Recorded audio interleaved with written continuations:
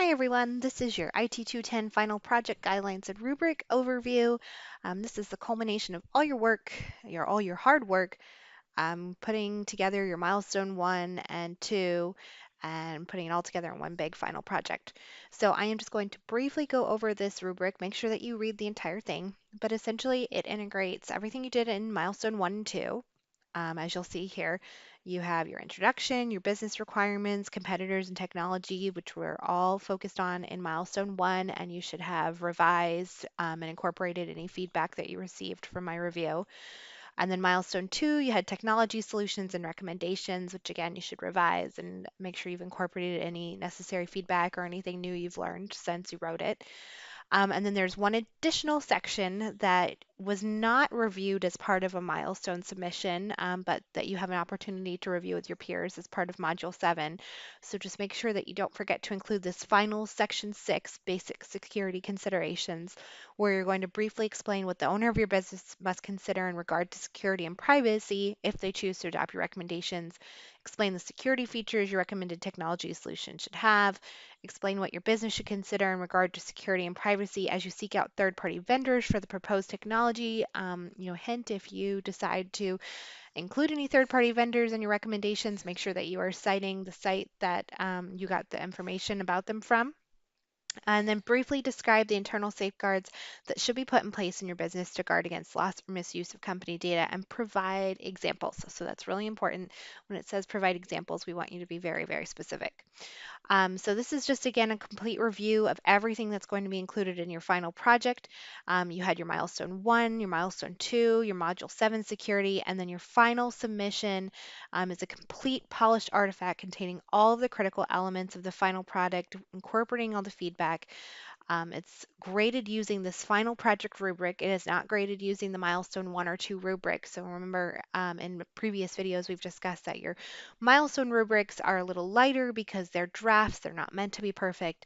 This rubric is more specific. So make sure that if you had some sort of review or feedback, which pretty much every one of you should have had some sort of feedback to incorporate or revise or update your paper, that you have made those corrections, or that you've reached out to see if you had any questions or you needed to clarify. So let's just go over the final project rubric here. Oh, and then just one more reminder, if you're using that project template that was linked here with all of the yellow highlighting, make sure you've deleted all of the yellow highlighting, the bold, you've made it entirely your own project. And we do, of course, recommend that because then you make sure that you hit all of these critical elements.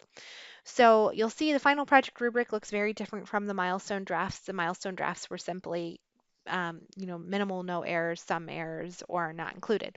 Well, here we're back to our 4 possible scores: exemplary, proficient, needs improvement, not evident, and then the value of every element in the project. Make sure that you're following these guidelines for submission, 6 to 7 pages in length, not including a cover page and references, APA format, use double spacing, 12-point New Times Roman 1-inch margins. That will count against you because that is APA format. If you have any questions about APA formatting, please reach out to me, or the Shapiro Library has a great writing link that I think I've included probably in every single announcement that I've put out for you all. So here you'll see your introduction stating the problem. Proficient, you clearly stated the problem that the business owner is seeking to solve, and that is based on that project scenario. I'm not going to go over needs improvement or not evident because hopefully we are all striving to get the highest score possible.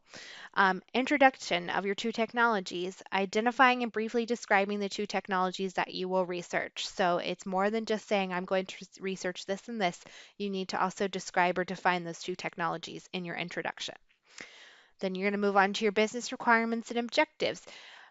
Your explanation demonstrates a sophisticated awareness of the project's objectives. So this is more than just repeating what the project scenario told us about the business requirements objectives.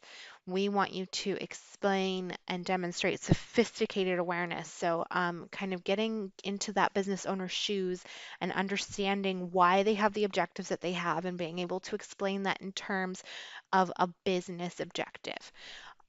In business requirements project description, we want you to demonstrate keen insight into the purpose of the project. Again, it's not just explaining or repeating what the project scenario says that the purpose of the project is. It's explaining what this business owner is trying to get out of this project. Why would they even endeavor to move on to this online project that they're moving on to? Business requirements, technological requirements.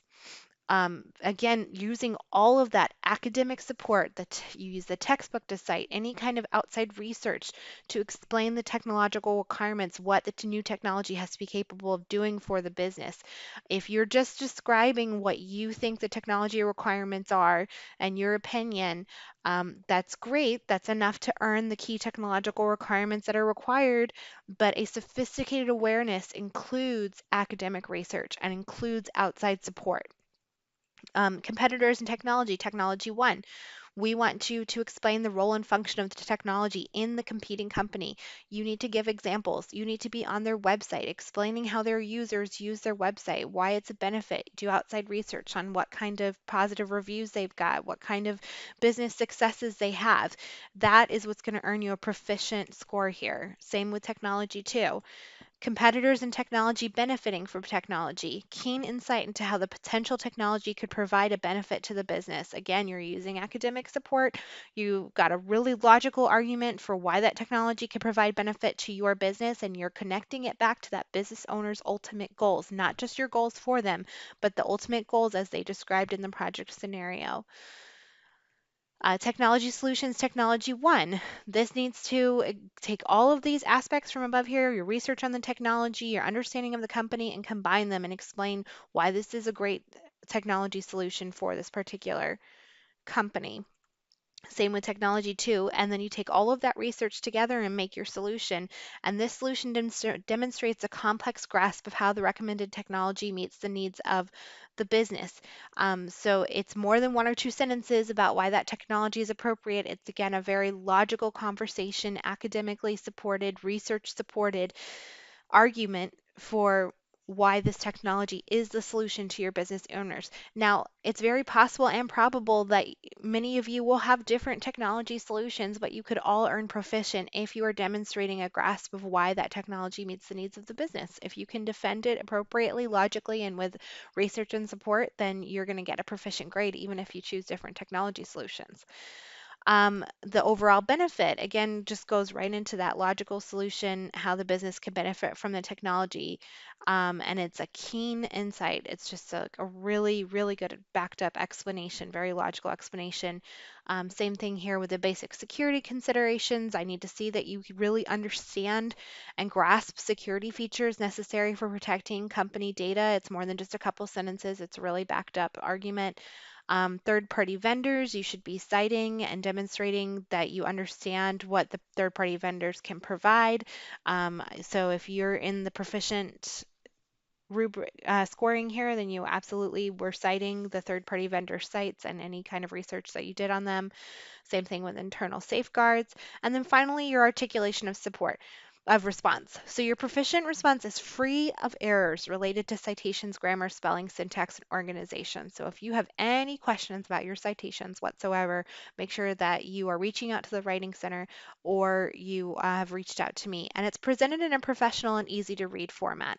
So remember that Writing Center is there for you to review and go over your papers. So they're a free resource for you, and you are paying for your college degree here, so you are absolutely paying for your writing center. So go ahead and use them, and they can help you make sure that your submission is free of errors. To earn over here in the 85% range, your submission has no major errors related to citations. So that means if you have a couple grammar, spelling, syntax errors, then you're probably going to land right in there.